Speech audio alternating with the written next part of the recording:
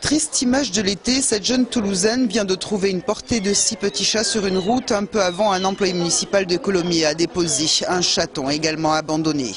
La SPA de Toulouse sature, côté chat, ils sont environ 200, trop par rapport à la capacité d'accueil.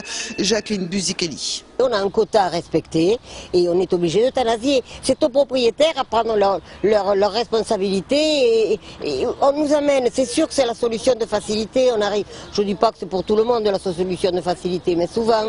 Ces petits chatons à peine sevrés sont affamés. Ici, on estime que leurs chances de survie sont minces. Côté chien, on trouve de tout, du cocker au rottweiler, que certains abandonnent parfois carrément devant la SPA. Beaucoup de chiots aussi, quand même. Hein. Des chiots, oui, des chiots, parce que, contrairement à toutes les campagnes que l'on peut faire et tout ce que l'on peut dire, les gens ne font pas opérer leurs animaux. Et puis à vie, au moment du 14 juillet, la SPA de Toulouse a enregistré un afflux de chiens. Le plus souvent, ces animaux se sont sauvés, effrayés par le bruit du feu d'artifice. Même si vous l'avez en laisse, il se met à tirer tout d'un coup, vous lâchez. Et le chien s'en va. La SPA de Toulouse lance un appel pour des adoptions, notamment pour les chats.